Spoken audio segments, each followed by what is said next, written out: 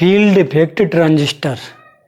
Field effect transistor एक 3 terminal semiconductor device होती है और इसमें फ्लो होने वाली करंट अप्लाइड इलेक्ट्रिक फील्ड के द्वारा कंट्रोल होती है।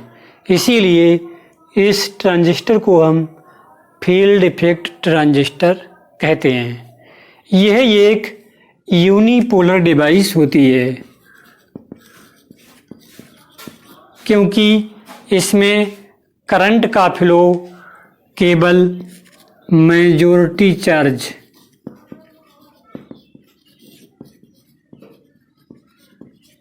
कैरियर्स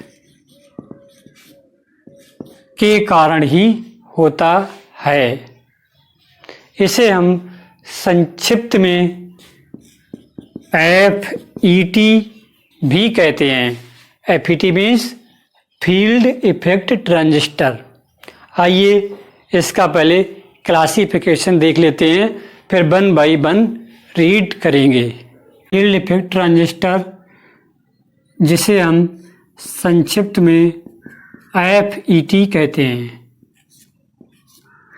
FET 2 प्रकार के होते हैं। नंबर 1 JFET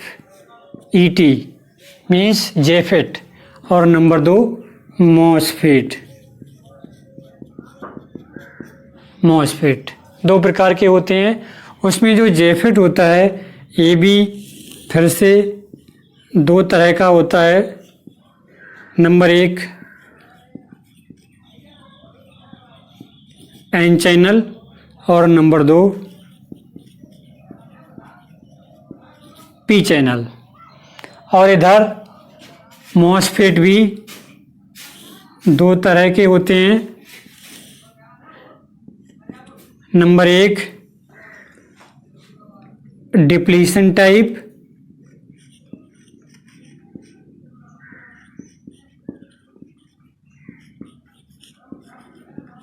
और number 2 enhancement type.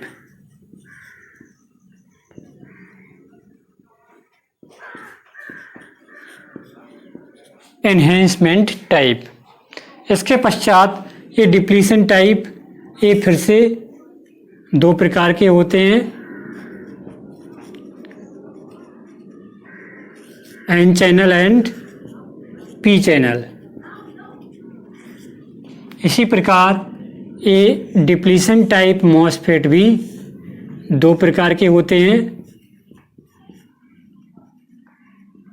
N channel and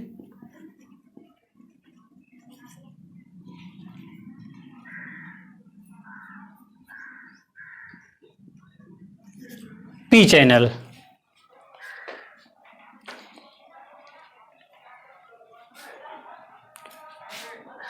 अब इसे 1 बाय 1 रीड करेंगे।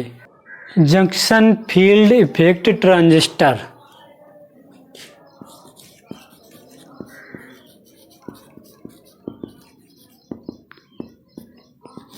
कंस्ट्रक्शन। सर्वप्रथम हम एक SI सेमीकंडक्टर का एक बार लेते हैं, एक टुकड़ा लेते हैं। ये हमने कोई एक N टाइप सिलिकॉन सेमीकंडक्टर का टुकड़ा ले लिया। फिर इस N टाइप SI बार के 2 साइड्स में 2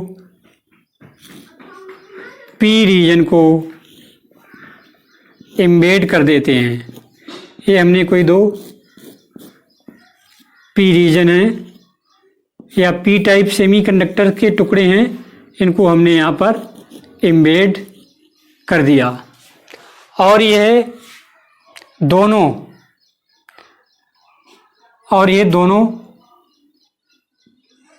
P टाइप रीजन एक दूसरे से इंटरनली कनेक्ट भी होते हैं कि कंस्ट्रक्शन और बाइसिंग कंडीशंस को शो किया है। सर्वप्रथम एक एन टाइप SI बार लेते हैं। सर्वप्रथम एक एन टाइप SI बार लेते हैं, मीन्स सिलिकॉन सेमीकंडक्टर का एक टुकड़ा लेते हैं। फिर इसकी दो साइड्स में दो डोप्ड P रीजन को एम्बेड कर देते हैं। इस डिवाइस का लेफ्ट एंड सोर्स कहलाता है, क्योंकि यह चैनल के लिए इलेक्ट्रॉन्स को सप्लाई करता है, तथा राइट एंड ड्रेन कहलाता है, क्योंकि इलेक्ट्रॉन्स यहाँ से निकलते हैं, तथा ये दो P रीजन्स एक दूसरे से इंटरनली कनेक्ट होकर एक तीसरे टर्मिनल को फॉर्म करते हैं, जिसे हम गेट G कहते हैं। और इस प्रकार जो डिवाइस प्राप्त होती है उसे हम जंक्शन फील्ड इफेक्ट ट्रांजिस्टर कहते हैं। जब हम इस पर बायसिंग अप्लाई करते हैं तब गेट को हम सदैव रिवर्स बायसिंग में जोड़ते हैं, तथा इस ड्रेन के लिए हमेशा पॉजिटिव पोटेंशियल अप्लाई करते हैं। और ये हमने एक एन चैनल जेफेट को शो किया है। यदि हम पी चैनल जेफेट बनाना चाहें तो हम एन के स्थान पर पी और पी के स्थान पर एन ले लेंगे, तो उस कंडीशन में हमें प्राप्त हो जाएगा पी चैनल जेफेट।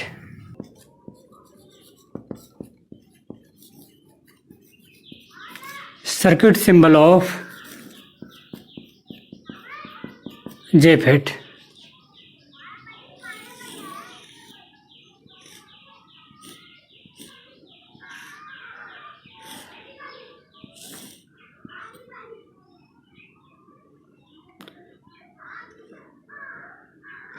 ये हमने ले लिया gate G, drain D, source S, और यह लाइन शो करती है चैनल के लिए, और ये एरो शो करता है एन चैनल। तब ये एन चैनल जेफेट का सर्किट सिंबल है। मीन्स जेफेट के लिए कहीं हम सर्किट में शो करना चाहें तो इस सिंबल के द्वारा शो करते हैं। इसी प्रकार पी चैनल जेफेट का सर्किट सिंबल हो जाएगा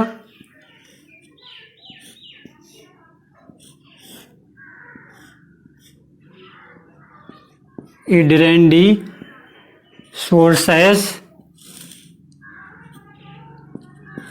गेट G, और ये शो करेगा पी चैनल जेफेट के सर्किट सिंबल को। इसमें एरो की डायरेक्शन चेंज हो जाएगी।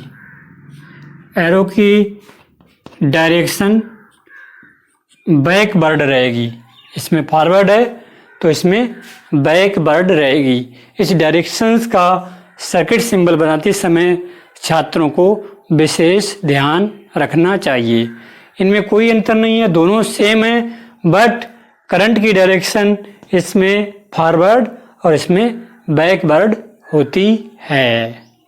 Working of junction field effect transistor, या हम कहें वर्किंग ऑफ जेफेट। सर्वप्रथम एक एन टाइप जेफेट ले लिया। ड्रेन पर सोर्स के रिस्पेक्ट में सदैव पॉजिटिव पोटेंशियल अप्लाई करते हैं। गेट पर सोर्स के रिस्पेक्ट में सदैव नेगेटिव वोल्टेज अप्लाई करते हैं। यहाँ पर जो वोल्टेज होगा वो होगा VDS, drain to source voltage. Gate current flow होगी IG और ये ड्रेन करंट ID। जेफिट की वर्किंग समझने के लिए सर्किट डायग्राम इस तरह से डिजाइन करते हैं, इस तरह से बनाते हैं। सर्वप्रथम हम बैटरी BDD के द्वारा ड्रेन पर पॉजिटिव पोटेंशियल अप्लाई करते हैं, जिससे क्या होता है कि ड्रेन करंट फ्लो होने लगती है। और जैसे जैसे हम इस BDS drain to source voltage को इंक्रीज करते हैं, वैसे वैसे ड्रेन करंट भी इंक्रीज होती है। इसके पश्चात जब हम गेट पर रिवर्स वोल्टेज BGS, ये DS नहीं, BGS को इंक्रीज करते हैं, तब जेफिट में प्रेजेंट PN जंक्शन के दोनों साइड्स में इमोबल चार्ज कैरियर्स की कंसंट्रेशन बढ़ने लगती है, या हम कहें कि डिप्लीशन लेयर की मोटाई बढ़ने लगती है। जब हम गेट पर नेगेटिव पोटेंशियल BGS को इंक्रीज करते हैं तो जेफिट में प्रेजेंट PN जंक्शन के दोनों साइड्स में डिप्लीशन रीजन क्रिएट हो जाते हैं। और जैसे जैसे हम इस negative voltage BGS means gate to source voltage को इंक्रीज करते हैं, वैसे वैसे जेफिट में प्रेजेंट डिप्लीशन रीजन्स की मोटाई बढ़ती है, जिससे क्या होता है कि चैनल होता है, चैनल की इफेक्टिव विड्थ डिक्रीज होने लगती है, जिसे हम एक दूसरे डायग्राम के माध्यम से भी समझ सकते हैं।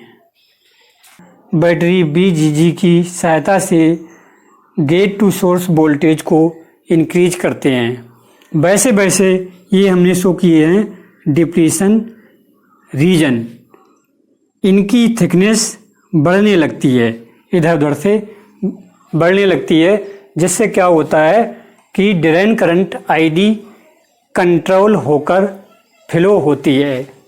इसीलिए हम इस जेफिट को फील्ड इफेक्ट ट्रांजिस्टर भी कहते हैं। होता है कि जैसे जैसे हम BGS को बढ़ाते हैं गेट पर, मीन्स गेट पर नेगेटिव पोटेंशियल को इंक्रीज करते हैं, वैसे वैसे डिप्लीशन रीजन्स का फैलाव अधिक होता है, वैसे वैसे डिप्लीशन रीजन्स की मोटाई बढ़ती है। और फिर अगर लगातार बढ़ाते रहें तो एक समय ऐसा आता है कि दोनों डिप्लीशन रीजन एक दूसरे से टच हो जाते हैं और ड्रेन करंट कम होकर जीरो हो जाती है। BGS की वह पार्टिकुलर वैल्यू जिस पर ड्रेन करंट का मान जीरो प्राप्त होता है, पिंच ऑफ वोल्टेज कहलाती है। पिंच ऑफ वोल्टेज कहलाती है, जिसे हम BP से डिनोट करते हैं। अर्थात जैसे जैसे हम गेट पर नेगेटिव वोल्टेज BGS को इंक्रीज करते हैं, वैसे वैसे डिप्लीशन रीजन की मोटाई बढ़ती रहती है और तत्पश्चात चैनल की इफेक्टिव विड्थ कम होती रहती है, जिससे करंट भी डिक्रीज होती है। यदि हम BGS को लगातार बढ़ाते रहें तब एक स्टेज ऐसी आती है कि दोनों डिप्लीशन रीजन्स एक दूसरे से टच हो जाते हैं और ड्रेन करंट की वैल्यू जीरो हो जाती है, मीन्स ड्रेन करंट फ्लो नहीं होती है। इस प्रकार गेट टू सोर्स वोल्टेज की वह पार्टिकुलर वैल्यू जिस पर ड्रेन करंट आईडी का मान 0 प्राप्त होता है उसे हम पिंच ऑफ वोल्टेज कहते हैं, जिसे हम बीपी से डिनोट करते हैं। Characteristics of JFET. जेफेट के केस में 2 तरह की कैरेक्टरिस्टिक्स होती हैं। नंबर 1 आउटपुट या drain characteristics. Number 2 transfer characteristics. Number 1 output characteristics को ड्रा करने के लिए सर्किट डायग्राम इस तरह से बनाते हैं।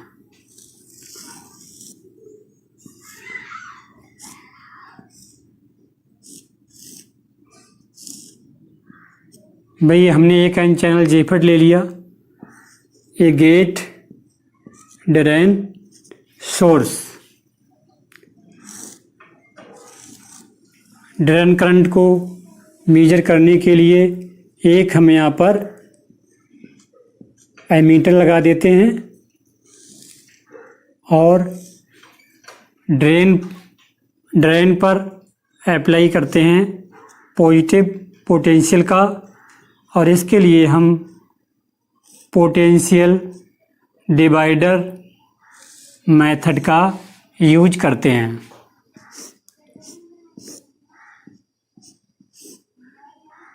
Plus negative battery BDD।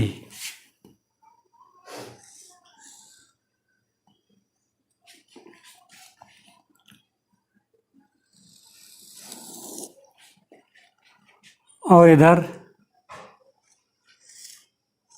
Gate पर अप्लाई करते हैं हम नेगेटिव पोटेंशियल और यूज करते हैं पोटेंशियल डिवाइडर बायसिंग मेथड का।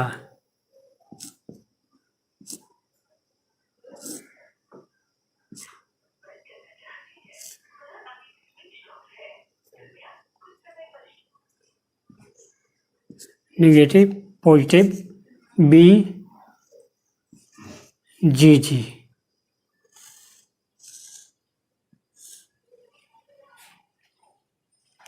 यहाँ पर जो हमारा वोल्टेज होगा वह होगा VDS,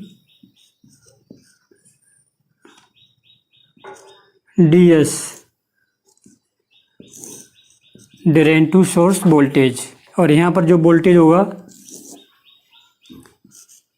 BGS,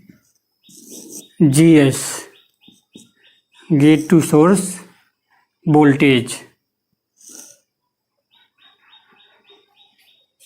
जब BGS अर्थात गेट टू सोर्स वोल्टेज की फिक्स वैल्यू पर BDS अर्थात ड्रेन टू सोर्स वोल्टेज और ड्रेन करंट ID के बीच ग्राफ प्लॉट किया जाता है, तब प्राप्त कर्व्स आउटपुट या ड्रेन कैरेक्टरिस्टिक्स कहलाते हैं। मीन्स इस BDS की वैल्यू को हम फिक्स कर देते हैं किसी एक निश्चित वैल्यू पर, उसके बाद BDS की वैल्यू को बढ़ाते हैं, उसके करेस्पॉन्डिंग ड्रेन करंट की वैल्यू को नोट करते हैं। इसके पश्चात जब इन दोनों के बीच इसकी फिक्स वैल्यू पर ग्राफ प्लॉट करते हैं तो उन कैरेक्टरिस्टिक्स को हम जेफेट की आउटपुट या ड्रेन कैरेक्टरिस्टिक्स कहते हैं। BGS की फिक्स वैल्यू पर BDS और ID के बीच ग्राफ प्लॉट करते हैं, तब इस तरह के कर्व्स प्राप्त होते हैं। ये वाला कर्व हमें BGS 0 वोल्ट पर प्राप्त होता है, ये BGS -1 वोल्ट पर, ये BGS -2 वोल्ट पर, और ये वाला कर्व BGS -3 वोल्ट पर प्राप्त होता है।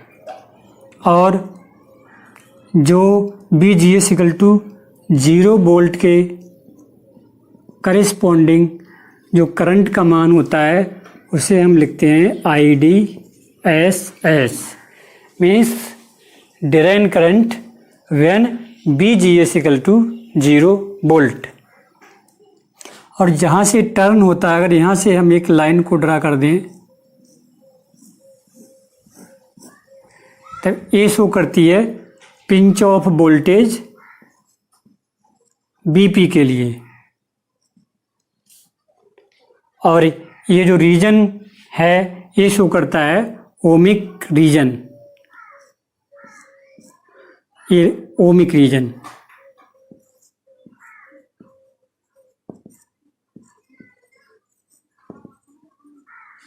उसके बाद जेफेट वर्क करता है सैचुरेशन रीजन में। ये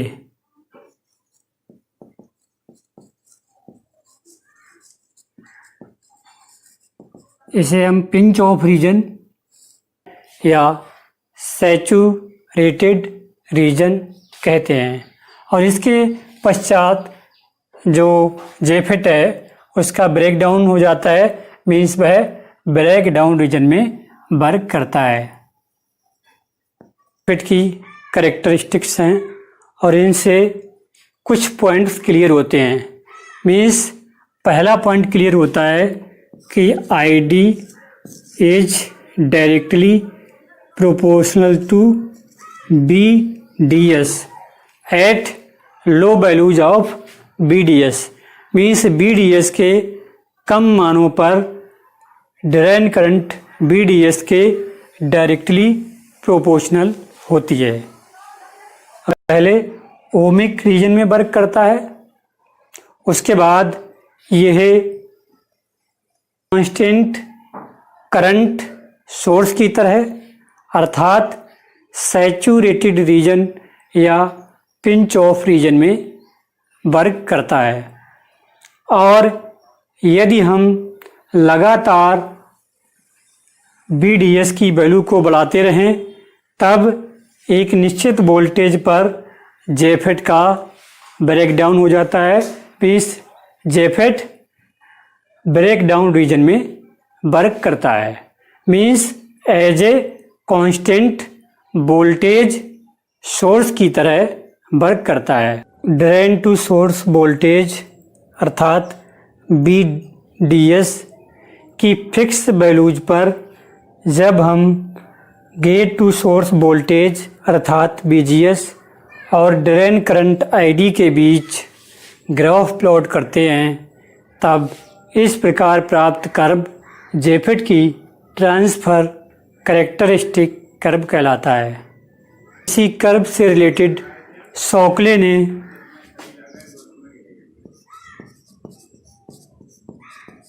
एक इक्वेशन दी जिसे हम शॉकले इक्वेशन कहते हैं। यह निम्न प्रकार है ID equal to IDSS into 1 minus BGS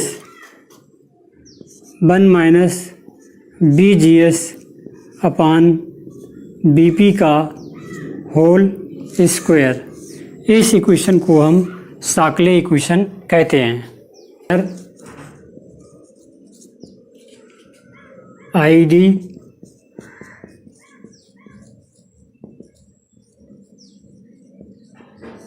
drain current IDSS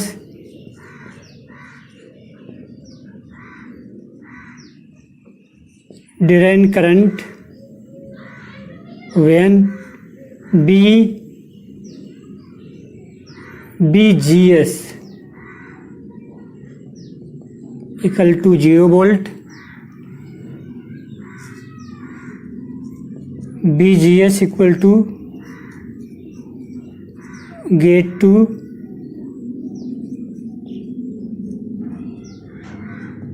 voltage, BP equal to pinch off voltage.